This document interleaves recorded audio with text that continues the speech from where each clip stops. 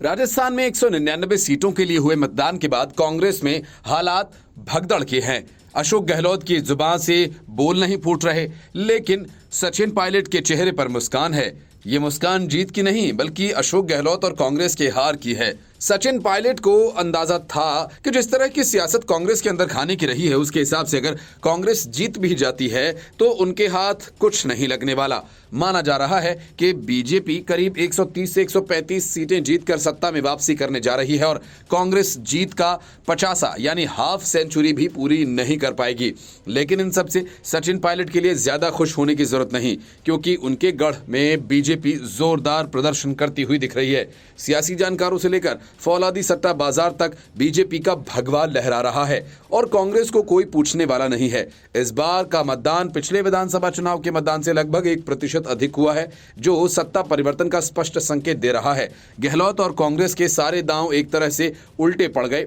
मोदी की गारंटी ने ऐसा कारनामा किया कि कांग्रेस की गारंटी हवा हो गई। 2018 के विधानसभा चुनाव में राजस्थान में 74.06% वोटिंग हुई थी। अंतिम रैली में भी पीएम मोदी ने राज्य की कांग्रेस सरकार को उखाड़ फेंकने के लिए लोगों से अधिक संख्या में मतदान करने के लिए कहा था। अगर राजस्थान में पुरानी सरकारों पर नजर डालें तो पता चलता है कि वहां पर हर 5 साल में जनता सरकार बदल देती है।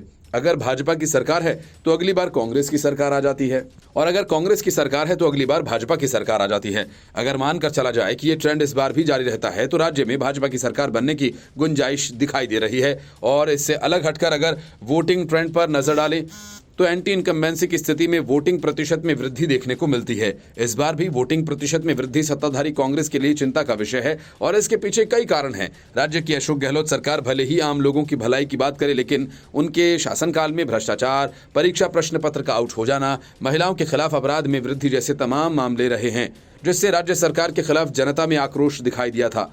लाल डायरी ने एक तरह से कांग्रेसी ताबूत में आखिरी कील ठोक दी। इससे अलग पार्टी में ही अंदरूनी फूट भी एक बड़ा कारण रही है। सीएम अशोक गहलोत और सचिन पायलट के बीच खींचतान जैसे पार्टी के कारण प्रदर्शन पर सीधा प्रभाव डाले। पिछले 20 सालों के चुनाव के नतीजों पर गौर करें तो पाएंगे कि जब जब मतदान प्रतिशत में गिरावट आई है तब तब कांग्रेस को फायदा पहुंचा है। वहीं मतदान प्रतिशत में वृद्धि का लाभ भाजपा को मिला। अगर साल 1998 के चुनाव के नतीजों को देखें तो उस समय लाभ 63.40% मतदान हुआ था और इसके बाद कांग्रेस की सरकार बनी थी और अशोक गहलोत पहली बार मुख्यमंत्री बने थे। उसके ठीक बाद साल 2003 के चुनाव में मतदान प्रतिशत बढ़कर 67.18% हुआ। इसका सीधा फायदा भाजपा को मिला और उसकी सरकार बनी। साल 2008 के विधानसभा चुनाव में फिर से वोटिंग परसेंटेज गिरा और 66.25% रह गया।